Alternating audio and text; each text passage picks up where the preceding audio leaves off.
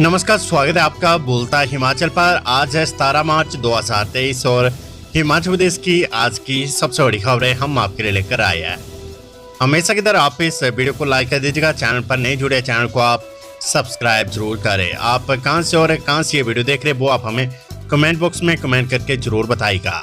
इस है आज की सबसे बड़ी खबरें।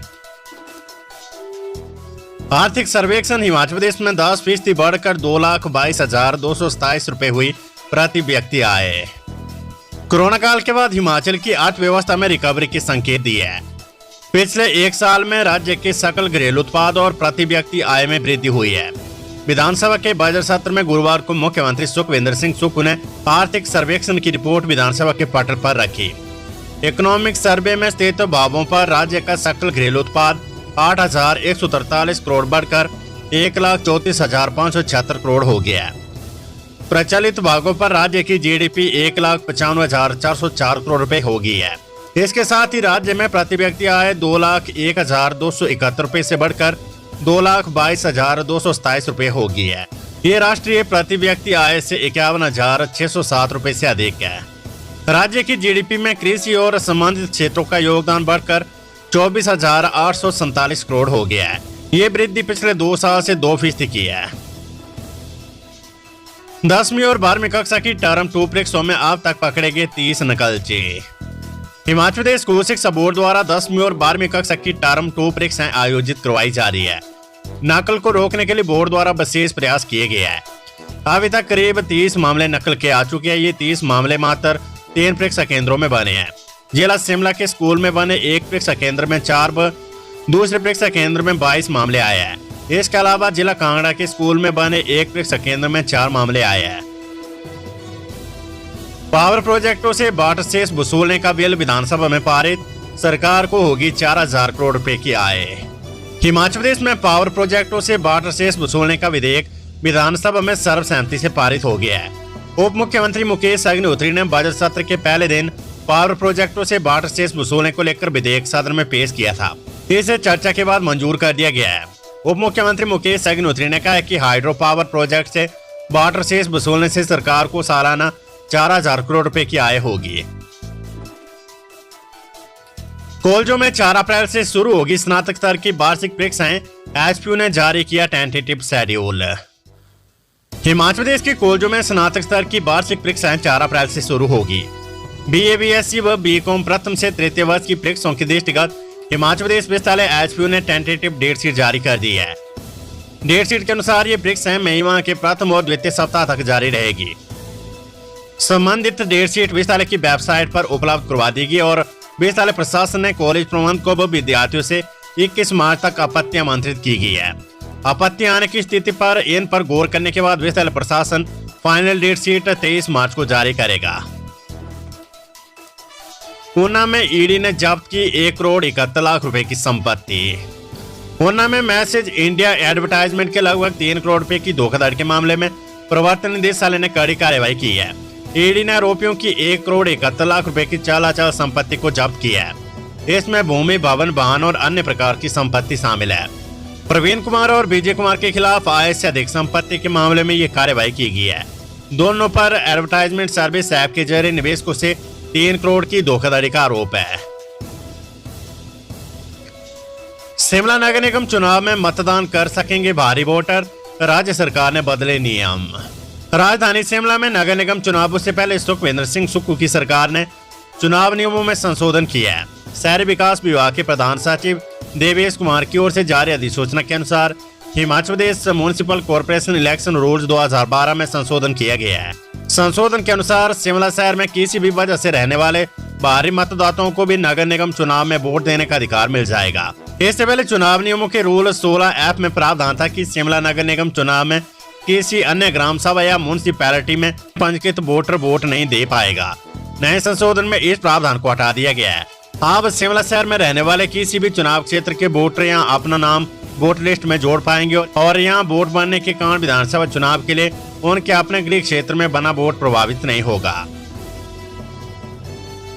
हाईकोर्ट में विभिन्न पदों के लिए मेन व स्क्रीनिंग टेस्ट का शेड्यूल जारी। प्रदेश उच्च न्यायालय ने स्क्रीनिंग, स्टेनोग्राफी, टाइपिंग व लिखित परीक्षा का शेड्यूल जारी कर दिया है। क्लर्क जिला न्यायपालिका और प्रक्रिया सर्वर जिला न्यायपालिका के पद के लिए लिखित परीक्षा। मुख्य परीक्षा 7 अप्रैल को क्रमशः 10 बजे सुबह और दोपहर 2 बजे शाम HPU में आयोजित होगी।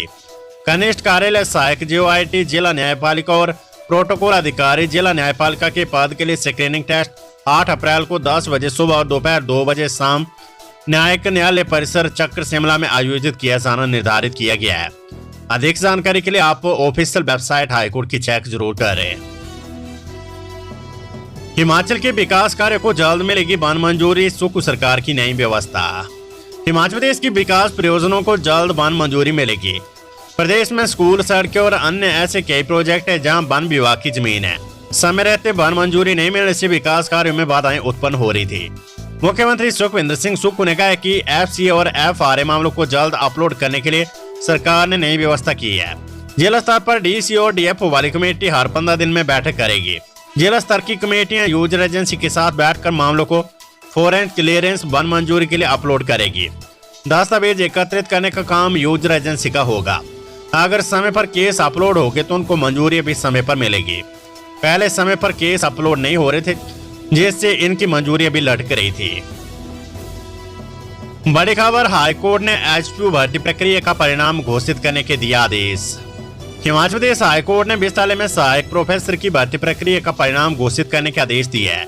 कार्यवाहक मुख्य न्यायाधीश सवीन और न्यायाधीश सत्येन वैद्य की खंडपीठ ने यह आदेश पारित किया है। मामले की अगली सुनवाई अब 29 मार्च को निर्धारित की गई है। विधानसभा सत्र, IGMC और टांडा मेडिकल कॉलेज में जल्द मिलेगी PET स्कैन सुविधा, CM सुक्खू ने दी जानकारी। मुख्यमंत्री सुखविंदर सिंह सुक्खू ने कहा है कि IGMC शिमला और टांडा मेडिकल कॉलेज में कैंसर रोगियों को जल्द PET स्कैन की सुविधा मिलेगी। शिमला में पैट स्कैन सुविधा के लिए 5 करोड़ का बजट उपलब्ध करवा दिया गया है। टांडा मेडिकल कॉलेज में भी सरकार ने यह सुविधा देने का फैसला लिया है। CT स्कैन के लिए मिलने वाली लंबी तारीखों की व्यवस्था बदलने के लिए हर मेडिकल कॉलेज में 256 स्लाइस की CT स्कैन मशीनें लगाई जाएगी। CT स्कैन मशीनें लगाने के लिए निजी क्षेत्र के निवेश की संभावनाएं भी तलाशी जा रही है। गुरुवार को प्रश्नकाल के दौरान कांग्रेस विधायक केवल सिंह पठानिया, नंदलाल और इंद्रदत्त लखनपाल के सवालों के जवाब में मुख्यमंत्री ने ये जानकारी दी है। खबर सिरमौर से, TGT के पद भरने की प्रक्रिया शुरू, 25 मार्च से काउंसलिंग। प्रशिक्षक स्नातक अध्यापकों के बैच वाइज पदों को भरने के लिए प्रक्रिया शुरू हो गई है। सिरमौर में TGT आर्ट्स, नॉन मेडिकल और मेडिकल के 52 पद भरे जाएंगे। इसके लिए 25 मार्च को शिक्षा उपनिदेशक प्रारंभिक नान के कार्यालय में काउंसलिंग होगी। उपनिदेशक गुरजीवन शर्मा ने बताया कि TGT आर्ट्स के कुल 7 पदों की भर्ती के लिए अनारक्षित अन्य पिछड़ा वर्ग के 2 पदों के लिए जुलाई 2003 बैच और अनारक्षित अनुसूचित जनजाति वर्ग के 1 पद के लिए जून 2004 बैच के अभ्यर्थियों को काउंसलिंग के लिए बुलाया गया है। स्वतंत्रता सेनानियों के आश्रितों के लिए आरक्षित अनुसूचित जाति वर्ग के 4 पदों के लिए अब तक का बैच लिया जाएगा। TGT नॉन मेडिकल के कुल 39 पदों की बैच वाइज भर्ती के लिए अनारक्षित सामान्य वर्ग के 13 पदों के लिए 1999 बैच, आर्थिक रूप से कमजोर सामान्य वर्ग के 4 पदों के लिए 2000 बैच, अन्य पिछड़ा वर्ग के सामान्य वर्ग में 6 पदों के लिए अगस्त 2002 बैच, अनुसूचित जाति वर्ग के लिए सामान्य वर्ग में 6 पदों के लिए 2005 बैच और अनुसूचित जनजाति वर्ग में सामान्य वर्ग के 2 पदों के लिए अगस्त 2007 का बैच लिया जाएगा। CM सुक्खू बोले, हिमाचली युवाओं को बिजली प्रोजेक्ट लगाने पर सेस में मिलेगी छूट। मुख्यमंत्री सुखविंदर सिंह सुक्खू ने कहा है कि जल विद्युत परियोजनाओं पर सेस लगाने के मामले में हिमाचल के युवाओं को छूट दी जाएगी। जिनके 1 या 2 मेगावाट के प्रोजेक्ट है, उनकी आय देखने के बाद ही वाटर सेस लगाने पर विचार होगा। केवल हिमाचल के युवाओं को ही छूट दी जाएगी। उप मुख्यमंत्री मुकेश अग्निहोत्री ने जल विद्युत उत्पादन पर जलोपकर विधेयक 2023 को संशोधित करने का प्रस्ताव सदन के पटल पर रखा। बजट सत्र, विक्रमादित्य सिंह बोले, लोक निर्माण विभाग में एक ठेकेदार को मिलेंगे 2 ही काम। लोक निर्माण विभाग PWD में एक ठेकेदार को 2 ही काम मिलेंगे। गुरुवार को प्रश्नकाल के दौरान विधायक संजय रत्न के सवाल का जवाब देते हुए लोक निर्माण मंत्री विक्रमादित्य सिंह ने कहा कि सरकार ने यह नीतिगत फैसला लिया है। नाबार्ड के तहत ठेकेदारों को नए काम तब तक नहीं दिए जाएंगे जब तक पुराने काम पूरे नहीं हो जाएंगे। विभागीय अधिकारियों को इस बाबत निर्देश दिए गए हैं। गुणवत्ता को लेकर सरकार पूरी तरह से सजग है। विधायक संजय रत्न ने कहा कि प्रधानमंत्री ग्राम सड़क योजना में कई काम समय पर पूरे नहीं हो रहे हैं। प्रदेश में ठेकेदारों का गिरोह काम कर रहा है। बाप और बेटा ठेकेदार बने, ये ठेकेदार कई काम एक साथ लेते हैं। जिससे काम प्रभावित हो रहा है। लोकवान विभाग में अरबों रुपए फंसे हुए ठेकेदार ने कई टेंडर लेकर पैसा फंसा दिया है। जोगिंद्रा बैंक में नियमों के विपरीत निदेशकों की नियुक्ति के मामले में कोर्ट जाएंगे पूर्व अध्यक्ष। जोगिंद्रा केंद्रीय सहकारी बैंक में 2 मनोनीत सदस्यों की नियुक्ति के मामले में अब पूर्व अध्यक्ष कोर्ट जाने की तैयारी में है। सोलन में वीरवार को पत्रकारों से बातचीत के दौरान बैंक के पूर्व अध्यक्ष योगेश कुमार भारती ने कहा कि कांग्रेस सरकार व्यवस्था परिवर्तन के नाम पर मनमानी पर उतर आई है। पहले नियमों के खिलाफ 2 मनोनीत सदस्य नियुक्त कर दिए। इससे जिला सोलन के अल्पसंख्यक वर्ग को दरकिनार कर पोंटा से एक मनोनीत निदेशक को चुन लिया गया। दूसरी ओर आर्थिक रूप से कमजोर वर्ग की नियुक्ति की बजाय सामान्य वर्ग से नियुक्ति कर दी। इसके साथ ही पहली बार सीधे तौर पर सरकार ने बैंक में चेयरमैन की नियुक्ति कर दी है। उन्होंने कहा कि कांग्रेस सरकार ने यह नई व्यवस्था शुरू कर दी है। पाटाटाना रोहतांग के नोट पोर्टल में बर्फबारी, लोगों और पर्यटकों को चेतावनी। हिमाचल प्रदेश में मौसम का मिजाज फिर बिगड़ गया है। वीरवार को रोहतांग द्वारा सहित मनाली की ऊंची चोटियों पर हिमपात हुआ है। पाटाटाना रोहतांग के नॉर्थ और साउथ पोर्टल पर भी बर्फ के फाये गिरे। इस वजह से कुछ देर के लिए पर्यटकों की आवाजाही को रोकना पड़ा। लगभग 1 घंटे तक पर्यटकों को सिर्फ 4x4 वाहनों में ही जाने की अनुमति दी गई। हालांकि मौसम खुलने के बाद पर्यटकों के सभी वाहन पाटाटाना के पार हो सके। प्रशासन ने खराब मौसम होने पर अनावश्यक यात्रा से बचने की अपील की है। विधानसभा की उच्च परंपराओं को ध्वस्त करने का प्रयास कर रही है भाजपा, कांग्रेस ने लगाया आरोप। कांग्रेस विधायक सुधीर शर्मा, संजय रतन, केवल सिंह पठानिया, सुरेश कुमार और भुवनेश्वर गौड़ ने विधानसभा के भीतर भाजपा विधायकों के आचरण की कड़ी निंदा की है। उन्होंने कहा कि भाजपा विधायक विधानसभा की उच्च परंपराओं को ध्वस्त करने के प्रयास कर रही है। भाजपा सत्ता में रहते भी विफल रही और अब विपक्ष की सकारात्मक भूमिका भी नहीं निभा पा रही है। कांग्रेस विधायकों ने वीरवार को शिमला से जारी संयुक्त बयान में कहा कि भाजपा विधायकों को विधानसभा के भीतर या बाहर विरोध प्रदर्शन करने का पूरा अधिकार है, लेकिन वे मुख्यमंत्री के कार्यालय में घुसपैठ की कोशिश और सदन की मान मर्यादा को तार-तार करना चाह रहे थे। इससे कांग्रेस विधायक दल सहन नहीं करेगा। खबर बद्दी से केमिकल गोदाम में लगी भीषण आग, दमकल की 8 गाड़ियों ने पाया काबू।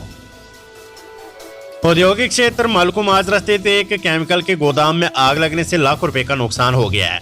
बताया जा रहा है कि गोदाम के स्टोर की बेविंग मशीन में शॉर्ट सर्किट हुआ और गोदाम में आग लगी। इस बीच आग बुझाते हुए कामगार के हाथ भी झुलस गए। फायर ब्रिगेड ने मौके पर पहुंचकर 2 घंटे में आग पर काबू पाया। अग्निशमन विभाग के अनुसार मलकू माजरा स्थित आदिनाथ केमिकल अल्कोकम के गोदाम में दोपहर बाद 3:15 बजे अचानक आग लगी। बताया जा रहा था कि जिस समय हादसा हुआ स्टोर में 6 कामगार थे। अचानक वजन करने वाली मशीन में शॉर्ट सर्किट हुआ। बीडीओ बवारना में तैनात कनिष्ठ अभियंता 5000 रुपए रिश्वत लेते गिरफ्तार। रिश्वत लेने के आरोप में विजिलेंस ने कनिष्ठ अभियंता को दबोचा है। आरोप है कि निर्माण कार्य के बिल पास करने के एवज में उक्त कनिष्ठ अभियंता ने रिश्वत की मांग की थी। ऐसे में विजिलेंस ने रंगे हाथ उक्त कनिष्ठ अभियंता को 5000 रुपए रिश्वत लेते हुए पकड़ा है।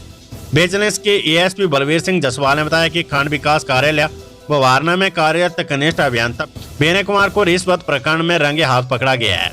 उन्होंने बताया कि पालमपुर के समीप दरंग पंचायत भवन में कनिष्ठ अभियंता द्वारा बीजे पटाने से रिश्वत ली जा रही थी। चैन व ताले लेकर विधानसभा पहुंचा विपक्ष, सदन में नारेबाजी के बाद किया वॉकआउट। हिमाचल प्रदेश विधानसभा के बजट सत्र के तीसरे दिन भी विपक्ष ने सदन के अंदर व बाहर हंगामा किया। विपक्षी दल भाजपा तीसरे दिन सदन से जाने से पहले चैन लेकर विधानसभा पहुंचे और संस्थानों को ताला लगाने के खिलाफ नारेबाजी की। इतने नहीं, नेता प्रतिपक्ष जयराम ठाकुर की मौजूदगी में विपक्ष चैन व तालों के साथ मुख्यमंत्री दफ्तर के बाहर तक पहुंच गया। यहाँ भी काफी देर तक नारेबाजी चलती रही। शोर शराबा सुनकर मुख्यमंत्री सुक्खू ऑफिस से बाहर निकले और भाजपा विधायक सतपाल सत्ती को गले लगाया। इस दौरान सत्ता पक्ष और विपक्ष दोनों की ओर से नारेबाजी की गई। बाद में विपक्ष के इस आचरण पर सीएम सुक्खू ने टिप्पणी भी की। उन्होंने कहा कि सभी विधायक सीनियर और ऐसा नहीं करना चाहिए। मुझे मिलना होता तो जयराम ठाकुर सीधे मेरे दफ्तर ही आ जाते। तो ये थी हिमाचल प्रदेश की आज की सबसे बड़ी खबरें। हमेशा की तरह आप इस वीडियो को लाइक कर दीजिएगा और आप कहाँ से ये वीडियो देख रहे थे वो आप हमें कमेंट बॉक्स में कमेंट करके जरूर बताएगा।